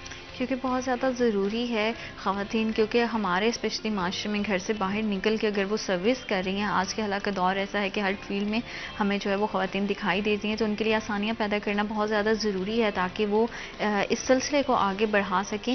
سیکیورٹی کے انتظامات کی اگر تھوڑی سی بات کریں تو سیکیورٹی کا سسٹم بھی جو ہے ہم دیکھتے ہیں کہ اتنا مضبوط ہمیں دکھائی نہیں دیتا ہے، کیونکہ کوئی بھی ویپن، لوڈڈ ویپن لے کے اگر کورٹس تک پہنچ رہا ہے تو یہ بہت بڑا تھریٹ ہے وکلا کے لیے بھی اور شہریوں کے لیے بھی. اس میں بیسیکلی اسٹیٹ کی ذمہ داری ہوتی ہے کہ سیکورٹی مہیا کرے، عام شہری کو بھی، وکلا کو بھی. تو اس میں کوتاہی ہوتی ہیں. بیسیکلی برڈن بہت ہو چکا ہے. سب سے زیادہ مسائل ہمارے پارکنگ کے ہیں. گاڑی کھڑی نہیں ہو سکتی. 10 بجے کے بعد اتنا اوور کراؤڈڈ ہو جاتا ہے کہ اس کو ہر بندے کو چیک کرنا بھی انتظامیہ کے بس میں نہیں جاتا. لیکن پھر بھی وہ کوشش کرتے ہیں. لیکن اس کے لیے ایک ٹریفک پلان اور وہ پارکنگ پلازا جو ہے وہ بہت ضروری ہے. انشاءاللہ کوشش کروں گے کہ جنوری میں الیکٹ ہونے کے فوراً بعد اللہ نے عزت دی تو اس کو ودن 2-3 منتھ میں وہ پارکنگ پلازا بھی بنے گا. میرے مائنڈ میں یہ بھی ہے کہ جو ایج وائز وکلا صاحبان ہیں، ایک تو ان کو مشکلات ہوتی ہے وکلا کو سٹارٹنگ میں اور آخری دنوں میں. بالکل. تو میری کوشش ہوگی کہ میڈیکل انشورنس جو ہے نا وہ گروپ انشورنس کی شکل میں مختلف جو ٹاپ کے فیصل آباد کے ہاسپٹل ہیں ان کے ساتھ یہ کنٹیکٹ کیا جائے گا تاکہ جو ایج وائز پریکٹس وائز وکلا ہے 10 لاکھ 20 لاکھ 15 لاکھ 5 لاکھ کی حد تک وہ میڈیکل کی سہولت جو ہے وہ ان کو مل سکے، یہ کوشش کریں گے. بالکل، کیونکہ یہ بہت زیادہ ضروری ہوتا ہے جو اپنی ایک عمر کا ایک حصہ دے دیتے ہیں اپنے کام کو، اور نئے آنے والوں کے لیے تو بہت زیادہ ضروری ہے، لیکن جو اپنا پورا ایک کام کر کے اپنی ذمہ داریوں کو کمپلیٹ کر کے اپنی پریکٹس کو چھوڑتے ہیں ان کے لیے پینشن کا ہونا بھی بہت زیادہ ضروری ہے. تو ان کے حوالے سے آپ کے کیا پلانز ہیں جتنے ہمارے سینئر ایڈوکیٹس ہیں؟ اس میں نا بیسیکلی ہمارے وکلا میں ایسی کوئی روایت موجود نہیں ہے پینشن والی، چونکہ یہ ہمارا شعبہ ایک لارڈ کا شعبہ ہے. بالکل. اس میں بڑی گریس ہوتی ہے. جی. تو ہم اگر کسی کو اکاموڈیٹ بھی کرتے ہیں تو اس کی گریس کے حوالے سے اس کو مینٹین رکھتے ہوئے کرتے ہیں، اور انشاءاللہ تعالیٰ اس پہ پوری عمل درآمد بھی ہوگا، اور ایسی کوئی تاکہ اگلے دوسرے آنے والے سینئر کو یہ محسوس نہ ہو. اسی لحاظ سے ہم میڈیکل کی جو انشورنس کی کوشش کریں گے، اور انشاءاللہ تعالیٰ ہم کو سہولیات بھی ملیں گی، فائدہ بھی ہوگا. بالکل صحیح. بالکل، کیونکہ بہت زیادہ امپورٹنٹ ہے جنہوں نے ہمارے لیے اتنا سرو کیا ہے ان کو آنر کرنا، ان کو رسپیکٹ دینا، یہ بہت زیادہ ضروری ہو جاتا ہے، کیونکہ یہ ہمارا کسی بھی فیلڈ میں جتنے ہمارے سینئرز ہیں وہ ہمارا اثاثہ ہیں، تو ان کا خیال رکھنا بہت ضروری ہے. اس میں کوئی شک نہیں کہ وہ ایسٹس ہیں. بیسیکلی میرا مائنڈ سر یہ ہے کہ جس پیشے سے میرا تعلق ہے، میرا 24 آور میں تقریباً 14 گھنٹے یا 16 گھنٹے جو ہے وہ اس پیشے میں سرو ہوتے ہیں. میں تقریباً 8-10 گھنٹے باہر میں گزارتا ہوں، آفس میں گزارتا ہوں. اسی طرح آپ اگر پریس کے حوالے سے دیکھتے ہیں تو آپ کا بھی لائف سٹائل میں آپ 24 گھنٹے میں تقریباً میجورٹی ٹائم اسی شعبے کو دیتی ہیں. تو جس طرح ہم اپنے گھروں کا خیال رکھتے ہیں، گھروں میں اپنے والدین کا خیال رکھتے ہیں، اسی طرح میری کوشش ہوگی کہ بار چونکہ ہمارا گھر ہے اس کا تقدس، اس کا وقار، اس میں اضافہ ہو. کم از کم اللہ مجھے عزت دے تو جو میری وجہ سے اس کے وقار میں اور تقدس میں اضافہ ہو، کوئی کمی نہ ہو. اور اسی طرح جو میرے سینئرز ہیں ان سے کوشش کروں گا کہ والدین کی طرح ٹریٹ کیا جائے، کیونکہ اگر اپنے بڑوں کو گھر میں عزت دیتے ہیں تو یہ بھی میرا گھر ہے. تو میرے سے ایک دن کا سینئر جو ہے وہ میرا سینئر ہے، اور انشاءاللہ اس کو کوشش کریں گے عزت دیں جس طرح بڑوں کو دیتے ہیں، اور چھوٹوں کو پیار کریں گے.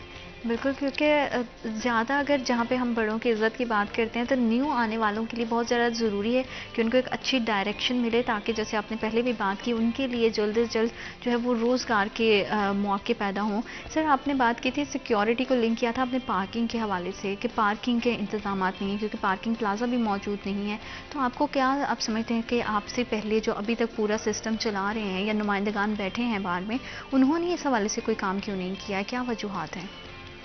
نہیں، میں کسی پہ کوئی ایسی بات یا تنقید نہیں کروں گا. ڈیفینیٹ انہوں نے بھی کوشش کی ہوگی، لیکن مصروفیت میں ہو سکتا ہے کوئی معاملات فائنلائز نہ ہو سکے ہوں گے. لیکن یہ ہوتا ہے یہ کہ جو نئی انتظامیہ آتی ہے اگر وہ سٹارٹ سے پروگرام لے کے چلے تو وہ جون جولائی تک وہ مکمل ہو جاتے ہیں.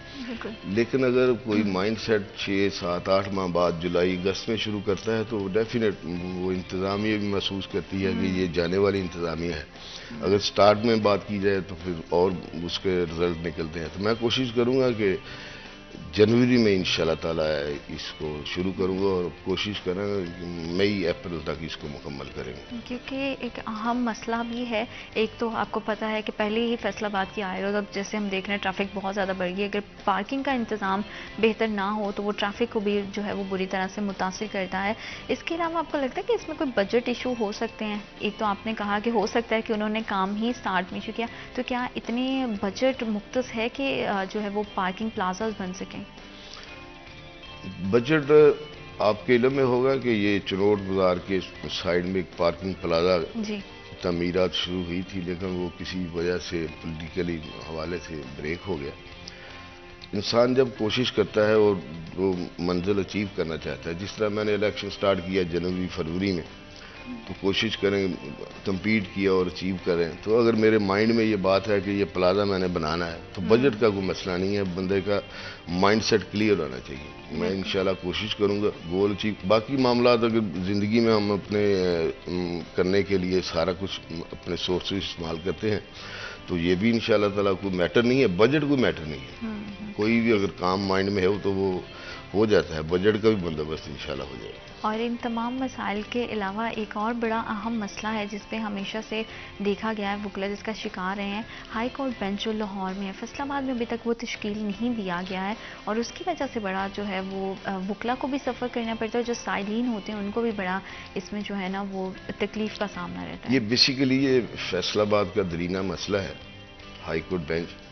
میں آپ کو یاد کرا دوں کہ جب 2009 میں سیکرٹری تھا اس وقت سے بھی پہلے کی یہ تحریک چل رہی تھی. اس وقت موجودہ لاہور ہائی کورٹ جو پرنسپل سیٹ ہے اس پہ اگر کیسز کی تعداد کو مد نظر رکھا جائے تو 50% سے زیادہ فیصل آباد ڈویژن کے کیسز ہیں. اور آپ نے دیکھا ہوگا ٹیکسٹائل جو سیکٹر ہے وہ فیصل آباد سے بلانگ کرتا ہے, لیکن اس کے کمپنی کے جتنے آفسز ہیں وہ لاہور میں ہیں. جی. جب وہ سفر ہوتے ہیں تو پھر ان کے جو بڑے نام لاہور سے ہیں ان کے آفس بھی متاثر ہوتے ہیں. مین رکاوٹ بیسیکلی لاہور کی وکلا کی اسٹیبلشمنٹ بات کر رہا ہوں وہ ہے اور ججز کی ہے. وہ مین رکاوٹ یہ ہے.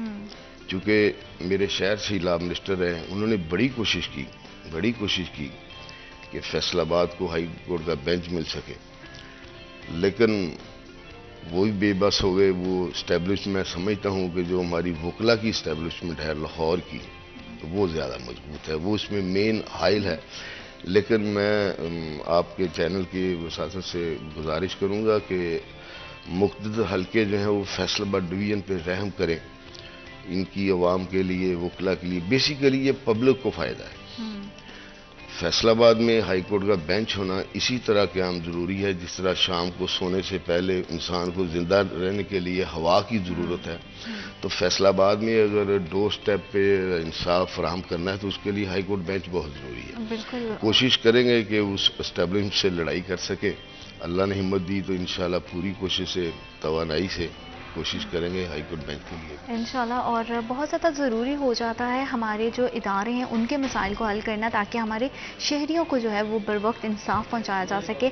باہر الیکشن کے حوالے سے اور کس طرح کی جو ہے وہ ایکٹیویٹیز کی جا رہی ہیں اور فردر کس طرح کے جو ہے وہ چینجز لائے جائیں گے, اسی حوالے سے مزید بات کریں گے. وقت ایک چھوٹی سی بریک کا. Will be right back after a short break.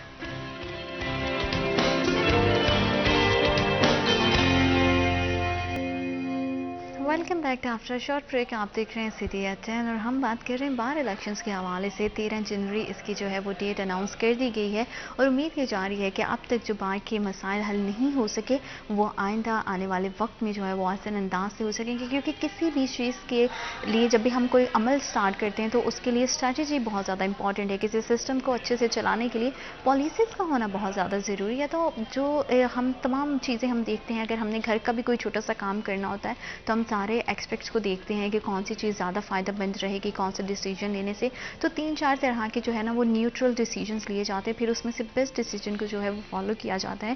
اسی طرح سے اگر ہم اپنے اداروں کی بات کریں تو اپنے اداروں کو اسپیشلی اپنے قانون کو مستحکم کرنے کے لیے بہت زیادہ ضروری ہے کہ ہمارے جتنا بھی وکلا برادری ہے, ہماری جتنی وکلا کمیونٹی ہے, ان کے مسائل کو حل کیا جائے. اور الیکشنز کے تھرو جو ہے وہ آنے والے وقت میں امید کی جا سکتی ہے کہ بہت اچھے اور بہتر چینجز آئیں گے. اور اسی حوالے سے سر آپ کو اگر ہم بات کریں فری اینڈ فیئر الیکشن کی ہم بات کرتے ہیں تو کیا جتنے باہر کے الیکشن ہوتے ہیں آپ کو لگتا ہے کہ فری اینڈ فیئر الیکشنز ہوتے ہیں؟ الحمدللہ پاکستان میں واحد ہماری بار کے الیکشن ہوتے ہیں اوور ہول دی کنٹری جس میں فری آف الیکشن ہوتے ہیں. کوئی جبر و اقرار کی بات نہیں ہوتی, کوئی پریشر نہیں ہوتا, اس میں کوئی دیگر ادارے انوالو نہیں ہوتے. لوگ بہتر چوائس دیکھتے ہیں. اگر مجھے وہ لوگ بہتر سمجھے گا تو مجھے ووٹ کاسٹ کریں گے.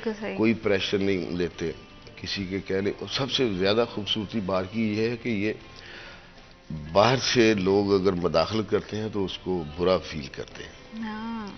وہ کہتے ہیں کہ چونکہ یہ ہمارا ادارہ ہے ہم ایک دوسرے سے ووٹ مانگتے بھی ہیں, جھگڑے بھی ہوتے ہیں, لیکن نہیں, ہم ود ان لمٹ میں رہتے ہیں. یہی ہماری بار کی خوبصورتی ہے کہ مخالف کینڈیڈیٹ کے ساتھ مل کے ہم اکٹھے چائے بھی پیتے ہیں.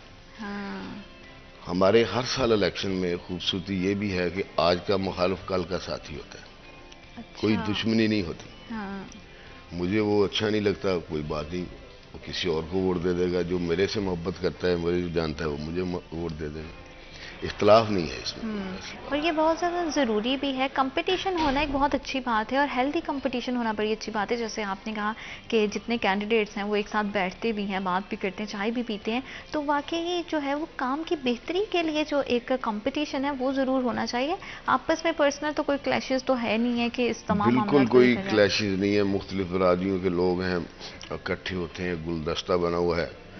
میرے ساتھ جس طرح میں کینڈیڈیٹ ہوں، راجپوت فیملی سے تو میرا تعلق ہے. فیصل آباد میں کوئی ایسی برادری گروپ دوست نہیں ہے جو میرے ساتھ نہیں ہے. کسی میں جٹ لے لیں، ارائیں لے لیں، سادات میں دے لیں، فورتھ فورڈ کے دوست ہیں میرے ساتھ بہت سارے. جو آپ نے بات کی کہ اس کو سسٹم کو چلانے کے لیے، تو اس میں نے 2009 میں بھی کوشش کی تھی. اس سال بھی انشاءاللہ میری ایگزیکٹو بھی ہماری ساتھ ہوگی.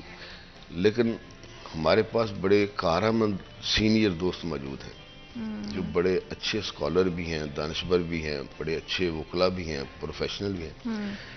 میں پہلے بھی ان کو ساتھ لے کے چلتا رہا ہوں. بار میں کوئی بھی مسائل جب کریٹ ہوتے ہیں تو میں ان سے مشاورت کرتا ہوں.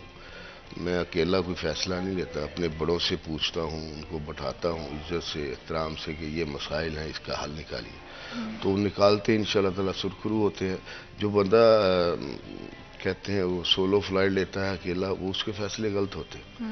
تو میرا قائل بڑا کلیئر میرا مائنڈ ہے کہ میں اپنے دوستوں کو، سینئر کو ساتھ لے کے اکٹھے بیٹھ کے مشاورت کر کے جو چھوٹے چھوٹے مسائل ہیں ہمارے، انشاءاللہ تعالیٰ وہ دور کریں گے اور انشاءاللہ تعالیٰ ہو جائیں گے. انشاءاللہ کیونکہ مسائل کا حل جو ہے وہ زیادہ اہم ہے بجائے اس کے کہ ایک دوسرے پہ انگلی اٹھائی جائے. اور جیسا آپ نے پورا نظام بتایا، مجھے لگتا ہے کہ اس سے بڑا سیکھنا چاہیے ہماری روایتی سیاست کو بھی کہ جو ہے وہ کمپٹیشن جو ہے وہ ملک کی بہتری کے لیے ہونا چاہیے. سر، آپ کیا سمجھتے ہیں کہ سیاسی مداخلت کسی بھی ادارے میں، چاہے ہم جو ہے اپنی بار سے ہٹ کے بھی بات کریں، کتنا امپیکٹ ڈالتی ہے اداروں پہ؟ میرے خیال میں بحیثیت سٹیزن آف پاکستان میرا بھی رائٹ ہے کہ میرے گھر میں کوئی مداخلت نہ کرے. بالکل. ادارے اپنی اپنی حدود میں رہ کے کام کریں، کوئی بات ہی نہیں، مسائل سیدھے سیدھے. لیکن باروں میں مداخلت نہیں ہوتی جو میں محسوس کرتا ہوں. عام جنرل پولیٹکس میں بھی میں نے تو کبھی پارٹیسپیٹ نہیں کیا جنرل پولیٹکس میں، نہ میرا ارادہ ہی ہے کوئی، کیونکہ میں ایک عام سا وکیل ہوں اور پروفیشنل ہوں. وکالت کے علاوہ میرا کوئی اور کاروبار بھی نہیں ہے، کوئی سیاسی عزائم بھی نہیں ہے.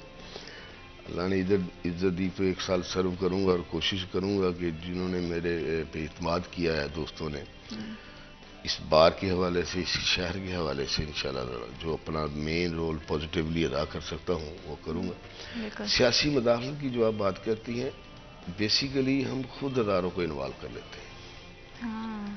اگر ہم اپنے مسائل خود حل کر سکتے ہیں تو مجھے آپ سے ہیلپ لینے کی ضرورت ہی نہیں ہے. بالکل. تو جب آپ یہ سمجھتے ہیں کہ ہم کمزور ہیں کہ وہ ہمارے میں انٹرفیئر، تو ایسے حالات ہوتے ہیں، ورنہ ایسی کوئی بات نہیں ہے. کوئی بھی ادارہ کسی کے کام میں انٹرفیئرنس نہیں کرتا. اور اگر ہر انسان انڈیویجولی، اگر ایک بندے کی بات کریں، اسی طرح سیم لائک ایک ادارے کی بات کریں، ہر کوئی اپنا انڈیویجولی کردار ادا کرے تو نظام بڑا احسن انداز سے چل سکتا ہے. کیونکہ سسٹم میں پالیسی بہت زیادہ امپورٹنٹ کردار ادا کرتی ہے.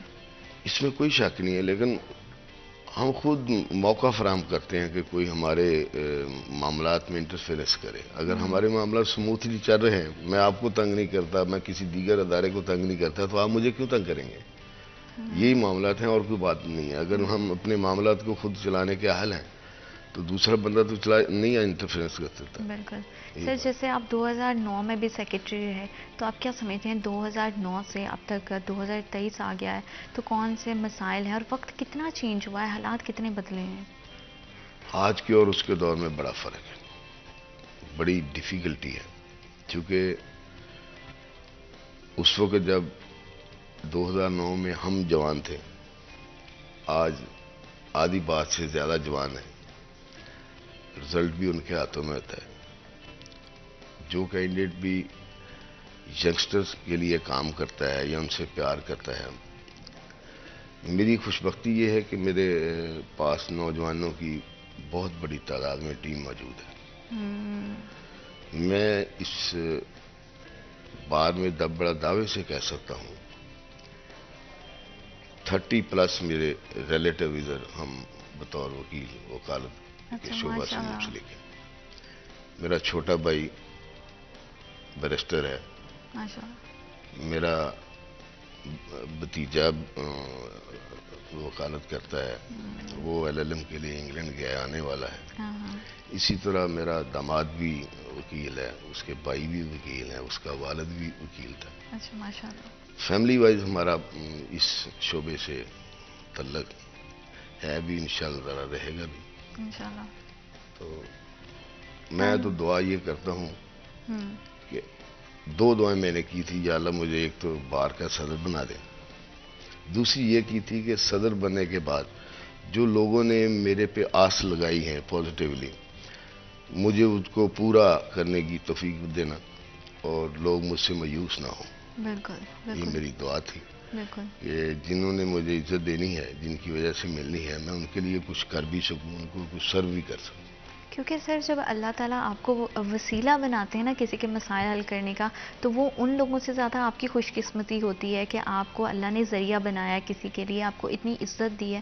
تو اس عزت کا جو ہے نا پھر صحیح بھرم رکھنا بہت زیادہ ضروری ہو جاتا ہے. تو یہ انشاءاللہ جیسے آپ نے کہا ہے کہ آپ کے بہت زیادہ پلانز ہیں, تو اللہ کرے کہ یہ ان فیوچر بہت اچھے سے فلفل ہوں, اور جنہوں نے آپ کو اعتماد کر کے آپ کو ووٹ کاسٹ کریں ان کی امید نہ ٹوٹے, کیونکہ ان کی امید قائم ہونا بہت زیادہ ضروری ہے جو آپ پہ اعتماد کرتے ہیں.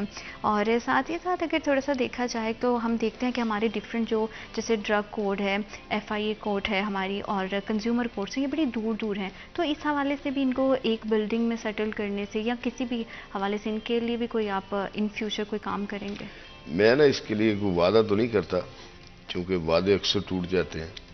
میری کوشش ہوگی کہ banking code, labour code, central code, drug code, اس کے لیے ایک علیحدہ کمپلیکس بن جائے. اس میں 2 قسم کی تفریق ہے بیسیکلی. جو ہمارے سیشن کوڈ ہے یہ ہائی کورٹ کے انڈر آتے ہیں. جو یہ اسپیشل کورٹس ہیں یہ فیڈرل گورنمنٹ کے. سر میں آپ کی بات کو یہیں سے کنٹینیو کروں گی کیونکہ وقت ایک چھوٹی سی بریک کا, will be right back after a short break.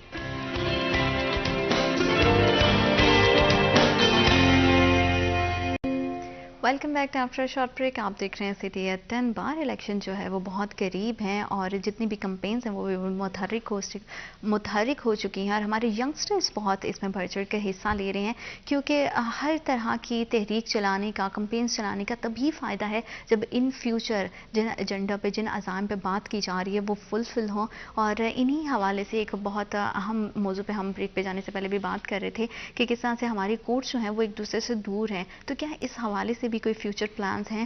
تو اسی والے سے سر سے جانتے ہیں کہ سر جس طرح سے ہم بات کر رہے ہیں کہ ہماری ڈیفرنٹ کورٹس ایک دوسرے سے دور ہیں. میں بتا رہا تھا کہ یہ banking code, FIA code, drug code, یہ فیڈرل ڈپارٹمنٹ کے اندر آتی ہیں. وعدہ تو نہیں کرتا چونکہ وعدے اس طرح پورے بھی نہیں ہوتے. میں کوشش کروں گا انشاءاللہ تعالی, اور اسی فارم پہ دوبارہ بتاؤں گا کہ یہ ہو گیا ہے. اس کے لیے ایک اسپیشل جوڈیشل کمپلیکس جو فیڈرل کے نام سے ہوگا وہ بنوائیں گے, اور بالکل کچہری کی جدت وکلا کی رسائی زیادہ آسان ہوگی انشاءاللہ تعالی. جگہ بھی ہمارے پاس موجود ہے, انشاءاللہ ادھر کمپلیکس بنا کے ادھر شفٹ کریں گے. سیکنڈلی آپ نے جو بات کی نوجوان وکلا کے حوالے سے, تو ان کے لیے جو زیادہ مسئلہ ہوتا ہے وہ چیمبر کا مسئلہ ہوتا ہے. ہاں جی. عام وکیل جب ایک انٹری ہمارے پاس آتا ہے تو اس کے پاس اتنے پیسے نہیں وہ افورڈ کرتا کہ وہ 1 کروڑ کا 80 لاکھ کا چیمبر لے سکے. جی. کوشش ہوگی ہماری کہ وہ گورنمنٹ سے جگہ لے کے ان کو 1-2 لاکھ روپے میں چیمبر جو کاسٹ آئے گی چیمبروں پہ ان کے لیے دے دی جائے. اور انشاءاللہ تعالی اکاموڈیشن کے لیے جگہ بھی ہے, پلان بھی موجود ہے. 600-800 انشاءاللہ تعالی لوگ جو ہیں وکلا نیو کمر جو ہے ان کو ادھر اکاموڈیٹ کریں گے. اور وکلا کی کالونی ہمارے پاس موجود ہے, جی. اس کے لیے بھی پلان موجود ہے کہ آنے والے دنوں میں وکلا کی رہائشی کالونی کے لیے اضافی جگہ لی جائے, تاکہ جو نوجوان وکلا ہیں ان کے لیے بھی کوئی کالونی کا اہتمام ہو، چونکہ یہ پچھلے 30 سال پہلے کالونی بنی تھی، جی کوشش کریں گے جگہ مل جائے تو اس پہ رہائشی کالونی وکلا کے لیے بن جائے، آسانی ہو جائے گی۔ میرے مائنڈ میں یہ بھی ہے کہ کوئی بہت ہی اچھا سکول جو ہے وکلا کے لیے، وہ ان کے بچوں ضروری کے ہے۔ لیے، تاکہ وہ کچہری کے قریب آئیں۔ جس طرح بچوں کو پرابلم ہوتی ہے وکلا کو کہ صبح گھر سے نکلتے ہیں، ہاں پہلے جی۔ بچوں کو چھوڑنا پھر لینا، تو ادھر آئیں گے بچوں کو چھوڑیں گے، اچھا سکول ہوگا اور معیاری سکول ہوگا، کوشش کریں گے ان کے لیے وہ بن جائے اور کیونکہ بنائیں گے۔ رہائش اور بچوں کی تعلیم اور گھر کے جو اخراجات ہیں، یہ ہر کسی کی بنیادی جو ہے فنڈامنٹل رائٹس بھی ہیں، اور اگر ادارہ اتنا خیال کرتا تو آئی ایم شیور کہ یہ تمام پلان جو ہے اس سے فلفل ہوتے۔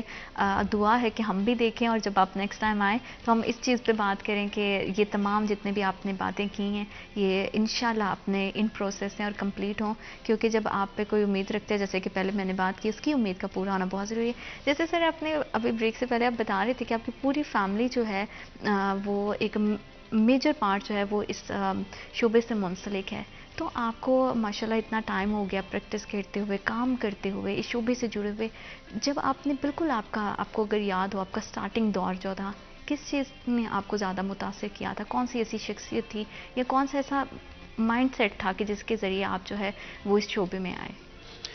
بیسیکلی میرے انکل رانا رسول اللہ مرحوم اللہ ان کو جنت نصیب کرے، میرے والد صاحب جب ان کے پاس آیا کرتے تھے، میرے والد صاحب بیسیکلی نا اسکول گوئنگ نہیں تھے، اچھا۔ تو میں فیل کرتا تھا کہ یہ ہماری فیملی میں کوئی ڈرا بیک ہے، تو میں نے رانا رسول اللہ صاحب سے دیکھتے ہوئے ان کو، چاچا جی کو، وکالت کو جوائن کی۔ میں انٹرنیشنل اور پروفیشنل فٹ بالر تھا، جی جی جی۔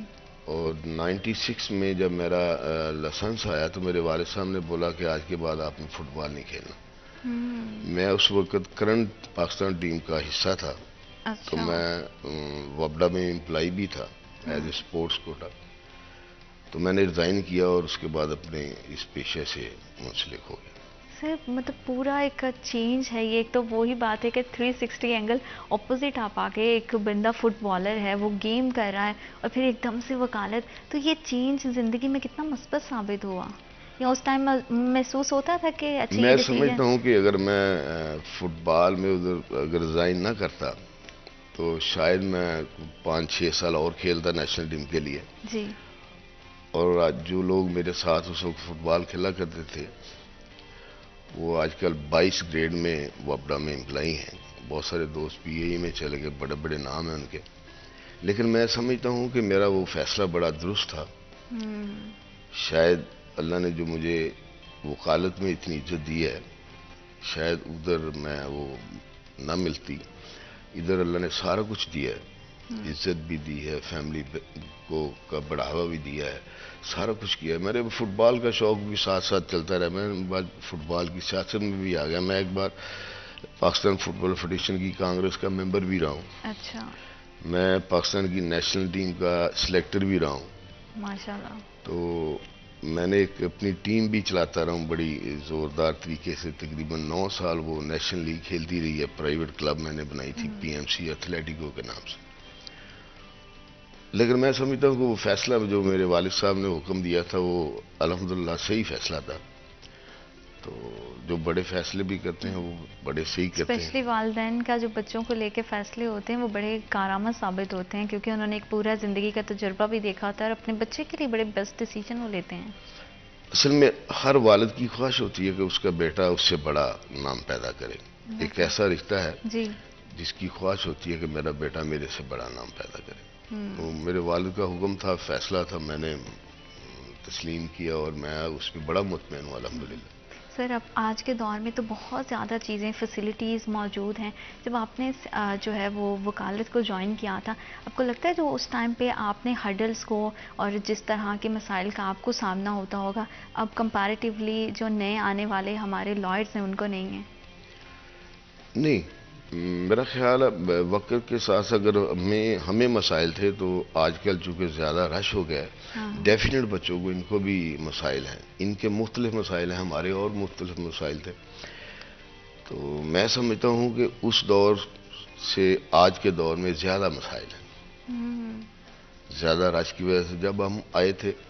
ہاں ایک چیز کا فقدان ہے، انشاءاللہ کوشش کروں گا، چھوٹے بھائی ہیں سارے، کہ ٹریننگ سیشنز ان کے ہوں مورلی، ایتھیکلی، پریکٹیکلی، تاکہ وہ فیلڈ جس میں ہے اس میں اپنا نام پیدا کریں. بیسیکلی تو ہم پیشہ وکالت سے منسلک ہوتے ہیں کہ لوگوں کو انصاف میں فراہمی ملے، تو اس پہ مکمل عبور ہونا چاہیے. کیونکہ ہمارے ہاں جب بھی ہم جرنل بھی ڈسکشن کرتے ہیں تو ایک بڑی کامن بات ہوتی ہے، کسی بھی شعبے کی اگر بات کریں تو اس میں ہم کہتے ہیں کہ جتنے نیو آنے والے ہیں وہ اپنے سینئرز کو اس طرح سے ویلیو نہیں کرتے ہیں، رسپیکٹ نہیں دیتے ہیں. تو کیا یہ چیز آپ کو یہاں پہ بھی دکھائی دیتی ہے کہ جیسے کاؤنسلنگ کی بات آپ نے کی ہے کہ مورلی، ایتھیکلی، تو کہیں نہ کہیں آپ کو لگتا ہے اس چیز کی کمی ہے؟ نہیں، یہ بیسیکلی میں سمجھتا ہوں کچھ محسوس ہوتا ہے، کچھ لوگ ہوتے ہیں ہم میں سے بھی، لیکن وہ میں سمجھتا ہوں کہ -0.5 کے راؤنڈ بورڈ ہوتے ہیں، وہ لوگ اس کو زیادہ پکڑتے ہیں.